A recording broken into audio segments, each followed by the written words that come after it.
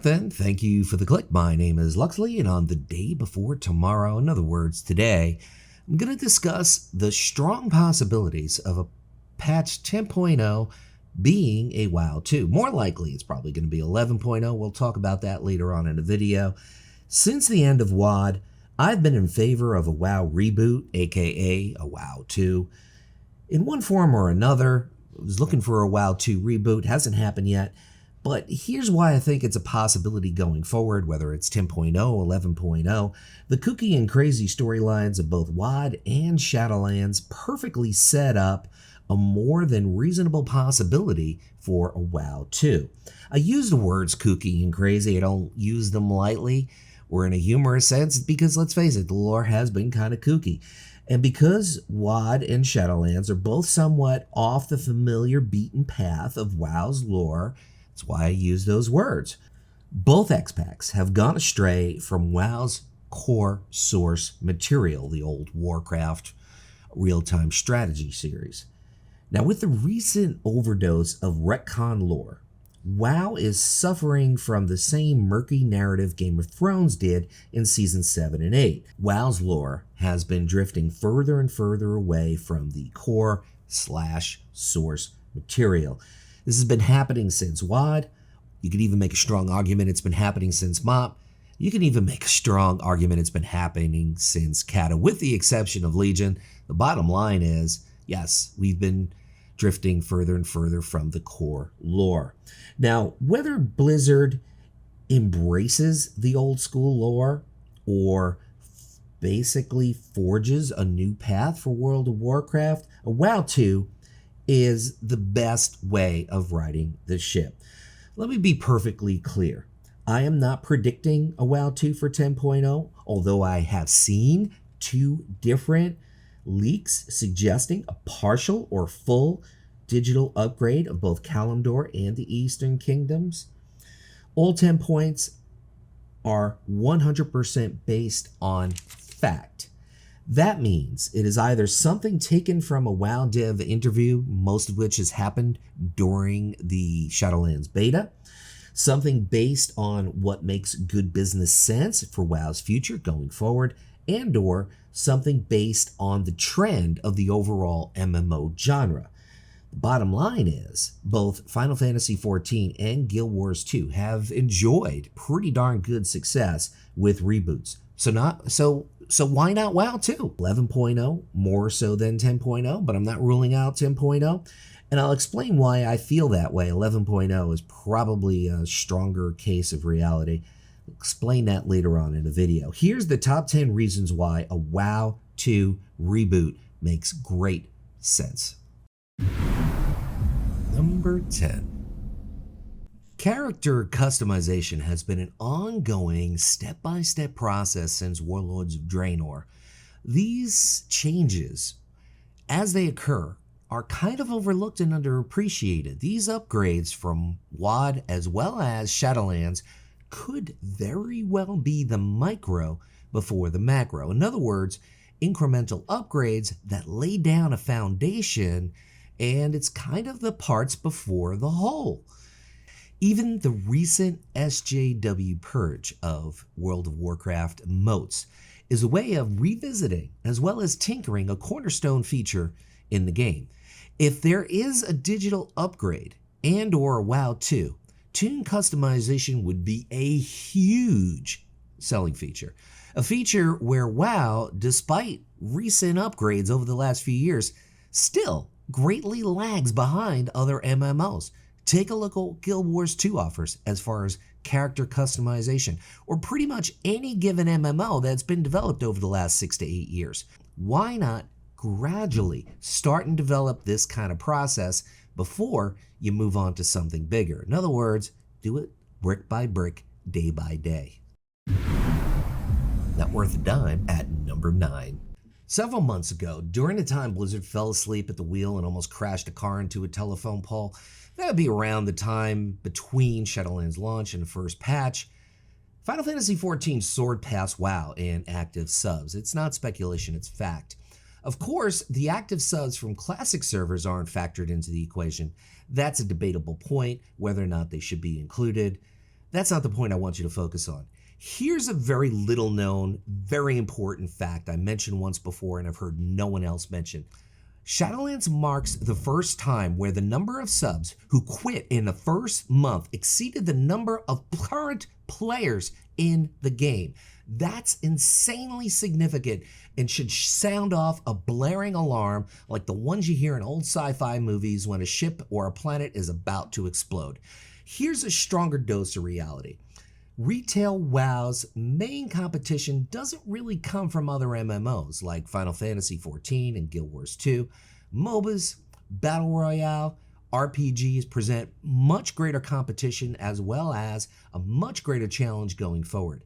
If you don't believe me, take a quick look at the subcharts of WoW and League of Legends.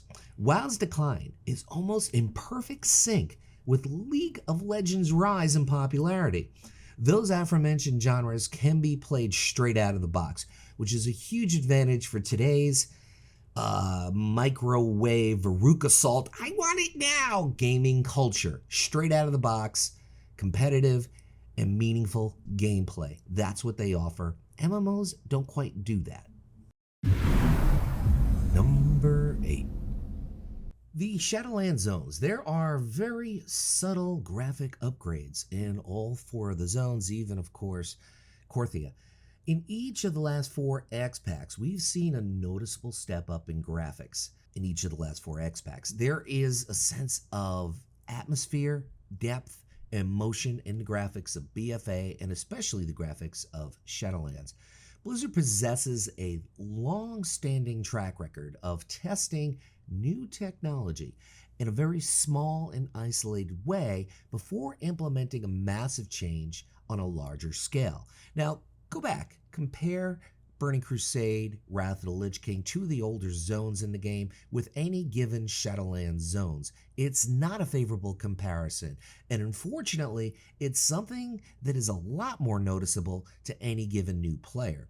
Shadowlands and even BFA have an uncanny way of revealing blemishes of older X packs. That was even true 10 years ago, but now it's even more so true because there's been that much more of a step up in technology. First impressions do lead to lasting impressions, and make no mistake, the archaic look and feel of the older zones in World of Warcraft is a huge reason why Blizzard created the new start zone, Exile's Reach. Could have been 11, number 7. Do legacy servers such as WoW Classic and Burning Crusade Classic serve a greater purpose? I believe they do. The existence of older versions of WoW, a more pure and less augmented and doctored version of the game, means Blizzard can revamp and redo retail WoW without a lot of backlash from purist fans. And with the much anticipated Wrath of the Lich King Classic more or less 1 year away from launch, there will be 3 legit versions of WoW where old school players and purists can indulge their appetite for nostalgia and or the beloved core elements of WoW. Matter of fact, even a softer reboot of WoW 2 on a new and improved game engine should inspire demand for more classic servers going forward. Believe it or not, Kata, MOP, and even, of course, WoD. If the core of retail is reimagined or retooled, purists will suddenly crave what used to be and no longer exists. And that's going to happen over the next couple of years. Older versions of WoW, even though the idea of them bifurcates the player base, is enormously beneficial to Blizzard. Correct question might be why. Simple. More MAUs, monthly active users. The somewhat new and improved metric of the gaming industry is MAUs. The fact is, if a player logs into WoW Classic, Burning Crusade Classic, and Shadowlands all within the same month, it counts as 1 MAU, right? Wrong. It counts as 3 MAUs, which is why Blizzard is motivated to create older versions of World of Warcraft now. Number 6. When WoW first came out in 2004, the idea of scaling the game just really wasn't there. It was just not part of the agenda. And over the years, we've seen an eye level, a character level squish, as well as zone scaling, and all of these recent changes are necessary baby steps in a move towards a WoW 2. By making WoW scalable in every conceivable way, 3 important things are accomplished to set up a bigger move in the future. WoW 2, in other words. So let's go through them. 1. Older content can be reused and become relevant. 2. Future X packs can experience a squish rather than a tack-on of ridiculous numbers. And 3. New players do not see the level up process as something very daunting. For example, going from 1 to 100, 110, 120, I'll never get there, kind of sucks.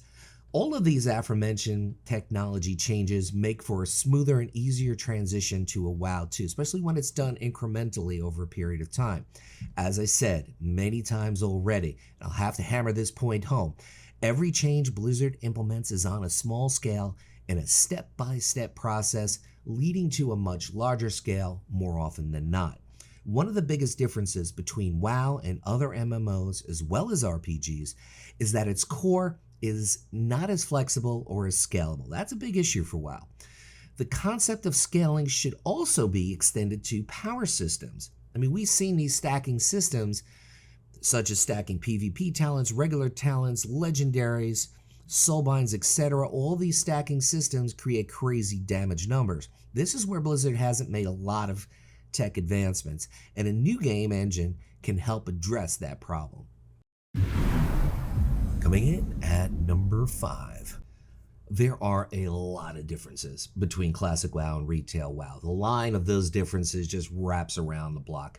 But one of the biggest differences is the lack of RPG elements and or the significance of the lore story in the leveling experience. Old school lore, race origin, and class specialty, all of these elements have been diluted one way or another over the years. We're talking over a 15-year period, just been more than 15 years, absolutely diluted. Somewhere along the line, WoW's roots went from RPG elements to endgame rating. A retool, a reboot of WoW 2 could address this issue by revitalizing the big 3 RPG elements: lore, race, class. Instead of retconning lore here and there and jumping the shark with Sargeras' rendition of Uther Pendragon, nobody shall wield the sword but me. That's, of course, from King Arthur lore. WoW 2 can embrace the old school, or, if they choose, set a completely new path.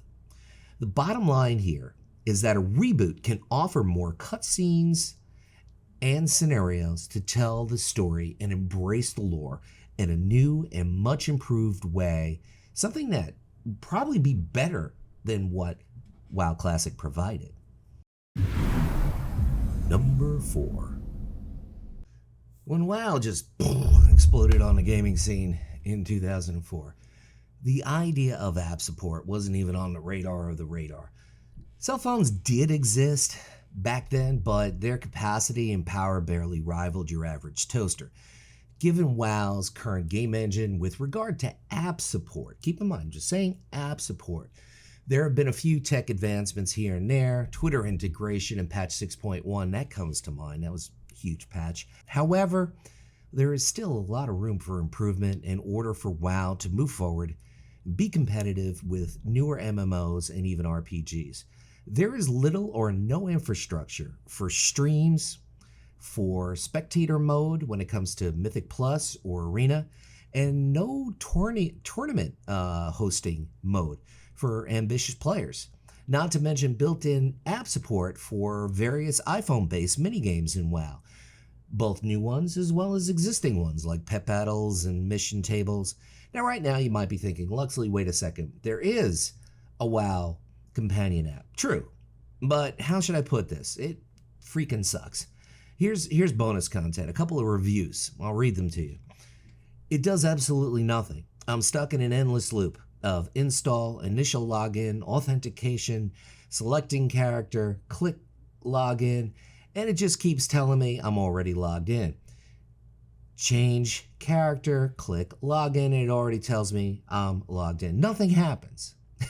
I love how he throws in that little redundancy. I never leave the little screen. I can change my character or log in all I want, but nothing else really changes. So that's your general positive review. So far, here's another one. So far, I am really frustrated with this. I logged into my Battle.net account. On my screen, I have settings. I have a settings icon in the top left corner, a WoW banner on top. Of course, you got to throw in the banner. And then buttons underneath. Above the buttons is a welcome back message. And then my server name underneath. Buttons are login, I'm already logged in. Change, I don't need to. And account selection, I have selected the right account. Under that is America's Oceanic, the Blizzard copyright. Got to throw in that copyright to protect their garbage. I am at a complete loss. Going into settings does nothing, and there is no help guide, and nothing matches on the online tutorials. I would really like to give this a fair shot, but I would have to be able to actually use it. So those are two very, very common. That's the common thread of reviews you're going to see. And those are recent. Those are as of January. Bottom line, just because you have dog poop on a cone doesn't mean you can indefinitely sell it as chocolate ice cream. Number 3. By now, Microsoft's $68.7 billion deal to purchase Activision Blizzard is about as much of a secret as the identity of Jon Snow's real mother and Luke Skywalker's real father and whether or not they dated in college. What people don't know is the real reason Blizzard made that deal. The metaverse, which is more or less the complexion and or makeup of the gaming industry going forward, is something Blizzard, Activision Blizzard, flat out, plain and simple, isn't ready for. They lack the necessary AI and infrastructure for cloud-based gaming, and they can't really compete for the necessary resources to develop them internally. Microsoft, a premier AAA tech company, obviously can. I know the idea of a $70 billion company lacking resources to compete sounds completely absurd. I've signed off on that very point for many years. The truth is, it is absurd. Activision's main competition now in the field happens to be other multimedia companies, such as Tencent, Sony, Apple, Netflix, Amazon. The smallest of that group holds a market cap of $2 trillion, which is roughly 15 times Blizzard's size. To put that into perspective, it's like an arena team in Honor gear facing off against a team in BIS gear, except the Honor team is on the wrong side of a 2v3. Here's why I strongly believe WoW 2 is going to arrive in patch 11.0 rather than 10.0. The number one argument against a WoW 2 is a lack of accessibility for players who essentially play WoW on a digital potato. In other words, a new and improved game engine may lead to a noticeable sub-loss because they don't want to spend $2,000, $2,500 for the kind of computer that can operate the game flawlessly. However, that would not be the case if WoW hosted World of Warcraft on a cloud system instead of a computer client. If and when the Microsoft deal goes through, as expected in June of 2023, the new and improved WoW 2 can be hosted on a cloud-based system. Coming in at number 2. WoW's game engine, particularly the basic core of it, dates back to Warcraft 3. Now, I've been saying this for years. Gotta upgrade the game engine, but it's a difficult thing to do, and here's why. A, ton of resources to do. B, it's kind of like owning a car that's like north of 10 years old and the transmission goes. Do you want to spend a couple of $1,000, $4,000 or $5,000 to fix the transmission, or just go buy a used car that's maybe 5 years old for $5,000? That's the kind of situation World of Warcraft is in. Now, in other words, the programming foundation is over 20 years old here, which is pretty darn old. But then again, over the last 4 or 5 X packs, there have been incremental upgrades to the game engine. Improvements have been rather slow, but also consistent. Keep in mind, when Blizzard implements change, they always do so in a very slow, incremental way, the parts before the whole. WoW's game engine is still limited in scope. with regard to what it can do and what it can't do. I'm not talking about the aesthetics or the graphics here when I talk about a new game engine. Classic WoW proved graphics don't matter as much as players once thought. Over the last 10 years or so, we've seen RPGs as well as competing MMOs deliver more and more remarkable advancements in breakaway environments, amazing advances in combat animation and combat styles, as well as armor dies. These features greatly increase player immersion as well as microtransactions, two things any given MMO is interested in growing. And number 1. Ian Hasiclulus, the interviews that he did during the Shadowlands Beta, in several interviews with WoW influencers such as Preacher comes to mind and some French streamer. Ian Hasiclulus explicitly said, things may be different when we return to Azeroth. Over the last 12 years since Cata, the last massive WoW revamp, we've seen digital upgrades in select zones such as Darkshore, Arathi Highlands, Tirisfal Glades, Silithus, Badlands, and we've seen digital revamps of arena maps as well as BG maps. As I said more than 15 times already, Blizzard implements changes on a micro level before they move on to changes on a macro level.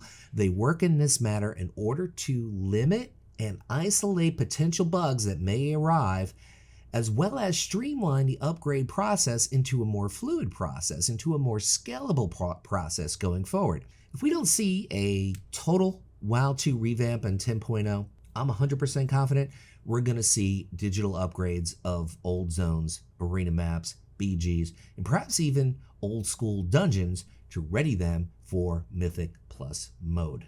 If you watch this long, click the like button, helps the channel, and it's cheaper than sending me money over to Patreon. My name is Luxley. I want to thank everybody for stopping by, and I'm going to leave you with this final thought. Whatever it is, by you, whether it's morning like it is here, afternoon, or night, make the choice to make your day epic.